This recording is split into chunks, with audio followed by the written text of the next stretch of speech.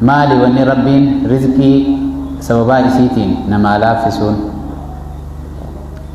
تكا ربين رزقي لا وجه والكبتي آيات قرآن تكا تنخيستي دبتي تجرى آيات قرآن تنخيستي مالتو دبتمي سورة قريشي سورة قريشي تنخيستي مالتو تجرى سورة قريشي تنخيستي واي رزقي رايلي ربين دبته لإلاف قريش إيلافهم رحلة الشتاء والصيف فليعبدوا رب هذا البيت الذي أطعمهم من جوع وآمنهم من خوف الذي أطعمهم من جوع وآمنهم من خوف الذي أطعمهم من جوع وآمنهم من خوف سورة نخيستي واني إجو جبدون دبتمي وعلمات دبت الذي أطعمهم من جوع خن بيل الرأيتو أمن الغذاء جاني بيل الرأ تخ بيلا يوخان أكهم بيلو إني ربي مال كنف جتولا إنشورانسي نمني وان تكام إنشورانسي كبامي إنشورانسي بيلايتو الذي أطعمهم من جوع أي بيلسن إسام باس أكهم بيلو إن إسام قدي الذي أطعمهم من جوع وآمنهم من خوف وآمنهم من خوف آمنهم من خوف وان إسان صدادا هند جلا إسام باس ومن أمن صداتو صدا جلا نجيا واي نجيا نياتي وجه والقبته أمنين ماري نجيا وجه والقبته نجيا يجون تك دور سواتي متى خيتي في نجيا توقف وفي تيتي في نجيا وآمنهم من خوف كده جو وان سلا صدا تنون جلا بل وان أكلم بوتي تيس أتدور سو نجيا ربوتي في نجيا خنو قبدا نمس وجي ماتي تيتيف نجيا خنو قبدا الله تيتيف نجيا خنو قبدا ماتي خيستي هذا أبدا نجيا خنو قبدا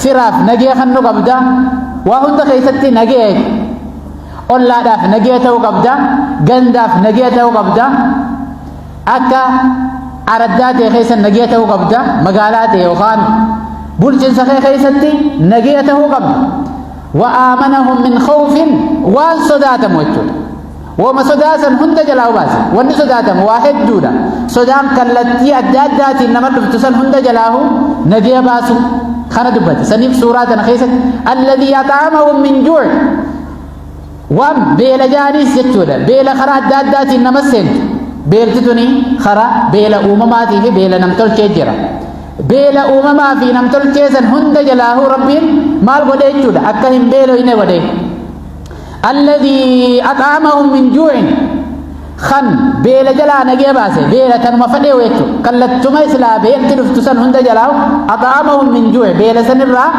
خن إسان سوري أكا بيل تتنسين نخن قدي إسا سنف قلتا قلتني الذي أطعمهم من جوع بيلا را نجيا باسو أطعمهم من جوع وآمنهم من خوف نجيا سبديتو نجيا كلتي هندانو يجو نجيا قد جيرانيا سامي خيسا نجيان يو شمداف يو خان دلدلاف بكتك يو ديمي نجيني واهندافو مرتيسا دايتو نجيني يو جراجة واهندا خدل أغتوس دلغتو دنديا خإبادا غرتوس قيفتو دنديا سنيف نجيني روحي دا وهدو خيستي جيرانيا جرو في جيرانيا إلما نما خنا خيستي نجيني akka qilleensaati namni qilleensa malee akka jiraachuu hin dandeenyetti nageenyi dhimmi nageenya dhimma maaliiti dhimma akka qilleensi ilma namaatiif adda hadduu barbaachisa daba'uu hin dandeenyetti nageenyillee ilma namaatiif barbaachisaa jechuudha saniif suuraa kana keessatti wanni guddoon dubbatamte waa'ee beelaa jireenya jechuudha jireenya ilma namaa keessatti waan ittiin jiraatu haala jireenya isaa jechuudha beela akka beelli itti hin dhufne beelarraa akkamitti rabbiin akka nagee baaseefi nageyaas akka rabbiin kenneef jechuudha sodaa beelaa jalaa bahu jechuudha sodaa beelaa gannu hongee fi waan adda addaatiin waan silaa ilmi namaa beela san jalaa bahuudhaaf nageenya jechuudha. Sani suuraa kana keessa waa lameen kanaa dubbatan. Saniif namni hedduun maal jaan ulamaa'iin hedduun suuraan tun wanni isii keessa jirtu alladhii at'amahum min juu'in beela jalaa kan isa ba'a beela akkuma jennee beelti namtolchee fi beela uumamaa jalaayis kan nagee isaan baase jechuudha. Beelli namtolcheen waan adda addaati waan ilmi namaa walirratti waan adda addaa godhee haala saniin beelti namatti illee argamu malu. Tan uumamaa immoo wanni silaa abaar ta'us hongee ta'us wanni takka akka dhuftee ilmi namaa kun beela'uu mala. Kanaaf karaa adda addaatiin beelti karaa lameen kanaa fi karaa biraatiin illee dhufuu dandeessi. Waan ta'eef beela kana jalaa kan nagee baase. Suuraa sana gara heddummeessuun beela jalaa illee nagee nama baastii jaanu lamaan kanarraa. Wannummaan isiin dhufteefu waa lameen kana warra Makkaa Qureeshiif ibsite suuraan tun ibsitee rabbii waan kana jalaa kana hundaahu nagee isiniif godhe kanaaf galata maan galchinettee suuraa tana keessa dubbatame waan ta'eef suuraa tana heddummeessuun asbaaba jechuudha rabbiin rizqillee namaa laaffisuuti. Alladhii at'amahum min juu'in beela jalaa ittiin nama nagee baasuuti. Saniif ganamaa fi galgala ganamarraa illee namni suuraa tana hogguu 20 takka qaree galgalaa saguu 20 takka qara'uun faayidaa guddoo qabdi. Waan silaa sodaatan san hunda jalaahu nagee rabbiin nama baasaa. Amminnaa mimmaa nakhaaf waan silaa sodaan ilmi namaa kuni wanni hedduu jechuudha. Tan namni hundinuu ofirraa eegu beela namuu ni sodaatu. Garuu beela san sodaachuudhaan namarraa hin oofamtu. Sodaadhaan beela sodaadhaan firraa hin ooftu. Sodaadhaan firraan ooftu garuu kan namarraa oofu rabbumaan namarraa oofu. Rabbitti hirkataniituma xiqqoo qaban amanfatanii haala saniin wanni ta'u hundinuu jechuudha. Wanni rabbii alatta waan hin jirreef gama rabbii gizee deebi'an yaa rabbi gaa akkuma warra duraatu beela jalaa nagee baastetti nutis beela jalaa nu baasii. Wanni barbaadamu gama rabbii deebi'uudha. Shukriidha. Wanni barbaadamu rabbiif galata galchuu. Beela jalaayis kan nama baasu isuma ennee gama rabbii deebi'u saniin beela jalaa illee isumaatu nagee nama baasaa. Waan sodaannu jalaayis isumaan nagee nama baasaa. Haa ta'u nuti yoo kana keessatti gaheen nuti qabnu jira. Namni kun gahee lubbuu teenyaa wajjin qabnu ollaa wajjin qabnu akka islaamaa qabnu jira. Suni maali? Nagee irratti jechuudha. Maal jaan?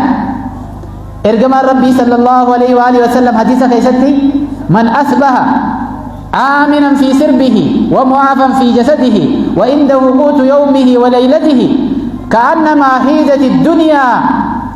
هيدت الدنيا بحذافيره هيدت له الدنيا واسدي دبت إرجما ربي نمني واسدين كان قبوجا أكوان ومان دنيا جام قوتتو هركسها كيسجرتو فيتو yookaan wooma khayrii duniyaadhaa waan milkii duniyaa kanarratti ilmi namaa qabu hunda akka nama harkaa qabuuti namni waa sadi qabu. Kan nama hiida jechuun duniyaan osoo woommaan isii keessa jiru takka irraa nafin waa hundaanuu akka nama badhaafamee waa hunda akka nama argateeti. Namni maal argate? Namni waa sadi qabu. Man asbaha aaminan fi sirbii namni nagee argate jechuudha. Bikka bobbaa fi galataa keessatti namni nagee harkate. Nagee harkachuun waan guddoo takka. Namni bobbaatuufis manattis giree galtu nagee namni qabu. Gidee manaa baate nagee qabu. Bobbaatee galuudhaaf nagee daldalaaf bikka deemtu ooyiruudhaaf deemtu bikka deemtu keessatti nagee harkachuun aaminan fi sirbihi iddoo jireenya isaa san keessatti namni nagee harkate tokko nagee harkachuun nagee ati ifiifis nagee labsitee nagee saniif gaachana nagee ta'uun barbaachisaan nagee namni argate. Wa indahu quutu yawmihi wa layli ammaas ja waan nyaatee ittiin bulu waan taamataatiin himee raashina mataa osoo hin ta'in waan halkanii fi guyyaa sanii fi halkan san nyaatu namni qabu san hunda gubbaadhaan ammaas namni fayyaa qabu fayyaalaan nageenya qabaachuu waan nyaatee ittiin bulu guyyaa sanii fi halkan san ittiin bulu qabaachuu fayyaa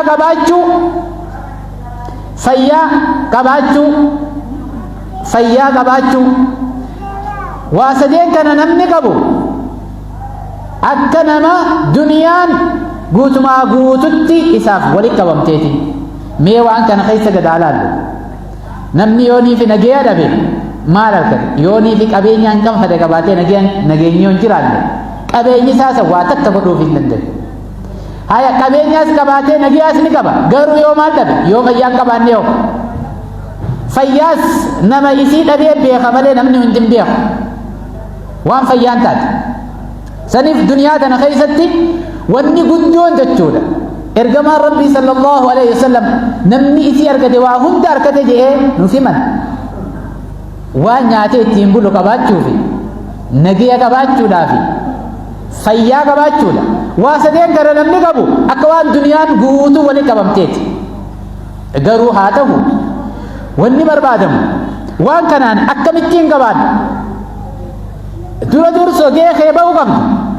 Akka muslimaatti yoo fudhanne muslimaaf maal dhaameef ergamaan Rabbii sallallahu alaihi wasallam al-muslimu je muslima jechuun je nama namni irraa nageenya ba'e je riwaayaa biraa keessatti nama muslimni irraa nageenya ba'e jeeti riwaayaa biraa keessatti nama namni namummaan irraa nageenya ba'e je maalirraa waa lamarraa waa lamaan isaarraa nama namni nageenya ba'e yookaan nama muslimni irraa nageenya ba'e ati immoo nuti yoo nageenya kanaaf nageenya keessatti geekee ba'achuun waa lama eeggachuudhaan waa lama gurguddoon jechuudha. Nageenya walii namni ittiin balleessu wanni nageenya walii itti balleessan hedduun jira. Sanirraa waa lamaan tana namni eeggata. Nageenya isaatiis eegee nageenya nama biraallee ni eeggata. Maal jee muslima jechuun maaluu muslima guutu jechuun muslima jechuun muslimni guutuun namni jechuun akka isaa yookaan nama muslimni akka isaa arraba isaatii fi maal isaarraa harka isaarraa nageenya bahee arrabaan namni akkan tokko jechuun nama walitti hin jiru kaan faradaan ta'u jechuun nama arrabaan nama iddootti faradduun taane kaanii fi kaan walitti hin jirre kaan irratti hin kaasne nama walitti hin buusne arrabaan waan gaarii malee waan hamtuu hin dubbanne kaan hin amanne jechuudha. Arraba isaa faradaa fi waan hin taane olola sobaa waan kijibaa fi nama hamachuu dhukkuba arrabaan dalagamuu jira. Dhukkuba 20 olii jira. Waan 20 dogoggora arrabni kun keessa nama buusu. San hundarraahu namni if eegee arraba isaa kana namarraa is eegee jechuudha. Arrabni kun bineensa akka sareedhaati. Saree nama nyaatti. Arraba isaa kana namarraa is tiifate. Saniifi muslima jechuun shartummaan islaamummaa guutuu namni ittiin argachuudha. Arraba isaa sani akka saree laalee saree san namarraa eegu jechuudha. Nama tokko diru arraba isaa sani nama takka miidhu. Namni arraba isaatiin miidhamuu hin qabu.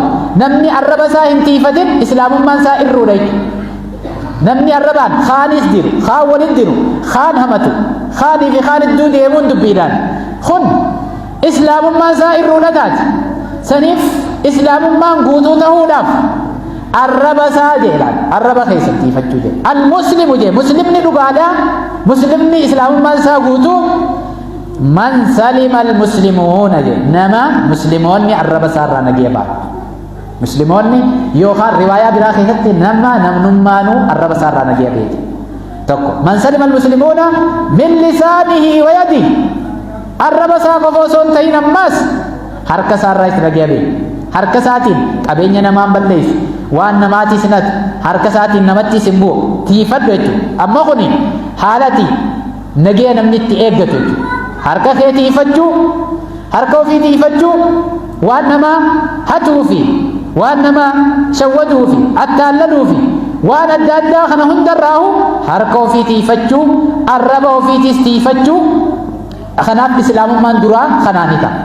Islaamummaan guutuun kan taatu waan kana nama tiifate duuba wanni dhufeef islaamni wannummaan isin dhufeefu akka namni jiru hojii jireenyaa kana keessatti nageenya masaa isaatii fi nageenya nama biraallee akka tiisuu fi islaamummaan dhufte. Waan kanaafi suuraa san keessatti wanni dubbatame suuraan tana keessatti alladhi at'amahum min ju'in wa amanahum min khawf waan sodaatan jalaa is nageenya baatu. Waan sodaatu jalaa nageenya ba'uudhaaf ati dura nageenya keessan tiifadhu. Akkamiin nageenya keenya tiifanna? Akka islaamaatti akka ergamaan Rabbii nuu dhaame tiifanna. Akkamiin nuu dhaame? Muslima dhugaati jechuun nama namni arraba isaatii fi harka isaarraa nageenya ba'e. ati arraba keenyaa fi harka keenyarraa yoo namni nagee hin bahin islaamummaan nama sanii irruudha. Islaamummaa keessatti kaafiraa waamachuun dhorkaan namni hedduun gideeniif nama tokko hamata maaliif nama kana hamatta gidee jaalin bar kana hamachuun ni gahaayidha. Hamuun numaa hin hayyamamtu nama hamachuun hin hayyamamtu shari'aa keessatti osoo kaafira ta'e illee kaafira hamachuun hin hayyamamtu. Yeroo takka Hajjaaj bin Yusuf jaanii zaalima ture nama hedduu nama gatuu ture nama hedduu fide sahabaallee gatuu ture. Kana bar inni kun zaalimaa jaanii zulmi isaa san hidaabarra ol kaasanii haasawan hogguma haasawanii akkuma rabbiin nama Hajjaaj miidhe Hajjaaj irraa kafaluufitti nama Hajjaaj miidhe Hajjaajiifis numa kafalaafii jeen rabbiin maali adliidha jechuudha walqixxummaan waan ta'eef inninis nama miidhe jee miidhamuun qabu ati miinaan namallee miidhuun qabdu jechuudha. Wanni barbaadamu islaamummaa keessatti miidhaarraa ofillee eegee baraaruudha. Kanaaf kun olaan miizaana muslima miizaana islaamummaan namaa ittiin guutamtu arraba keenyaa fi harka keenyarraa islaam nagee bahu. Yeroo takka namni laa ilaaha illallah jee kabajaa namni laa ilaaha illallah jees beekuudha qabu. Kabajaa namni laa ilaaha illallah jee hundinuu namni laa ilaaha illallah jee kabajaa qaba hundummaanuu. Akkamiin kabajaa qaba? Kabajaa rabbiitu godheef. Yeroo takka osoo jihaada irra jiranii Osaamaa bin Zaydii fi nama tokkootu wajjin ture. Jihaada keessatti warri kuffaaraa itti jabaatan osoo jaanii gama boodaatti irra aanee injifannoon tasaanii taate Osaamaatii fi warra sahabotaa kana taate. Gurbaa tokkotu ture gaafa hoggaa kuffaaraa wajjin islaama irra duulu ture hedduu nama islaama miidhuu ture. Kana isa san itti marsanii qaban hoggaa isaan booji'an inni kuni hoggaa isaan booji'an maal jee ashhadu an laa ilaaha illallah jee hoggaa seefin ture. Kana hoggaa inni laa ilaaha illallah muhammad rasulullah jedhu Osaamaan maal jee kaan seefii akkuma itti baafatetti sodaa seefiitiif akkana jettaa jee garuu laa ilaaha illallah inni jennaan ka ansaaraa san irraa dhaabbate. Osaamaan nama meeqa fixeeti kun amma laa ilaaha illallah jaa jeen je'eeti ajjeese. Hoggaa inni ajjeesu ergamaa rabbiin dhufan sallallahu alaihi wa alihi wasallam hoggaa itti dhufan maal jaaniin ergamaa rabbii jaaniin bar gurbaa tokko kana nu mudate jaaniin duraan hedduu islaama hedduu miidhuu ture hoggaa nuti injifannee itti dhufne laa ilaaha illallah jee sodaa seefiitiif jee ergamaa rabbii sallallahu alaihi wasallam hedduu itti dhagaamee aaree maal jee aqataltahu baadamaa qaala laa ilaaha illallah eege inni laa ilaaha illallah jee akkamitti ajjeesse jee bar sodaa seefiitiif jee laa jee ashaqaqta sadrahu jeen sodaa seefiitiif jechuu onnee isaa dhooftee gartee iyyate eege inni laa ilaaha illallah jee sodaa seefiitiif laa ilaaha illallah jettee akkamitti ajjeestaa onnee isaa dhooftee gartee qaala wallaahi jee silaan guyyaa san booda ammalee islaama'uu baattee je'eetiin hawwee jee Osaamaan guyyuu gizeen harke hunda aqataltahu baadamaa qaala laa ilaaha illallah eege inni laa ilaaha illallah jee ajjeeftee onnee isaa dhooftee gartee mee guyyaa qiyaamaa gizee dhuftee laa ilaaha illallah si qabdu akkam gootaa guyyaa qiyaamaa bikka ifkaayu dhabee silaan islaamummaa achi booda ammalee achi dura seenuu baadhee je'ee hamma hawwu takkatti ta'e.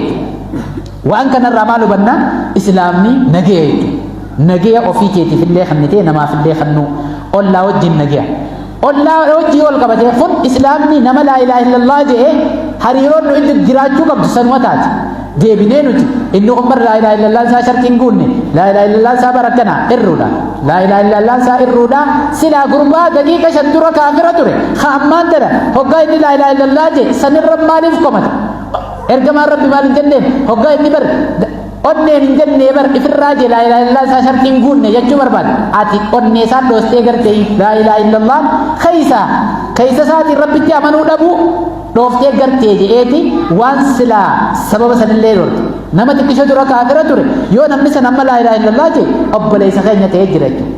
Nuufis mirga nuti qabnu guutuu qaba islaamummaa keessa ganaa ati ganaa bikka san hin geenye achi jadaanii bikkitti gad dhorkan hin jiru salfii duraa wajji salaan yoo beekumsa qabaate nu salaachisaa duubaan salaannaa nuti sitti hidhanna jechuudha.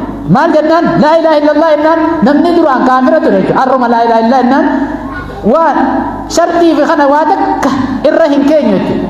hanqan takka khabajaa qabdi laa ilaaha illallah abbuma fedhe utaanaan eega laa ilaaha illallah jee namni san khabajaa argachuu qaba ulfinaan nama sanii madaala jechuudha madaalli isaa ulfina khabajaa guddina islaamummaa keessatti qabaachuu qaba akka isaallee miidhuu hin qabnu jechuudha ammoo akka muslimaatti akkuma jenne sana ollaafis akkasumatti barja namni ifii quufee bulee ollaan beela'u hin amanne jee ergamaan rabbii sallallahu alaihi wasallam wajjin ja'uuf haka isaa kannu kabaja ulfina qabaachuu ollaa ulfina qabaachuu haadha abbaaf akkasumatti nageenya keenya tiifachuu waan kana islaamummaa walummaan itti dhuftee mu'aamalaa jaanii jiruu wajji jireenyaa kana haala gaariidhaan akka namni kun walirra najjannee wal kabajee wal dandee nagee waliitis waliif eegee deemu godhuudhaaf islaamummaan dhufte tanaafi asbaaba rabbiin rizqii namaaf bal'isu keessa akhlaaqa gaarii kana qabaachuudhaaf suuraa sanillee dhimmeessu suuraa kana keessa maaltu jira tanaan gabaabsina alladhii at'amahum min juu'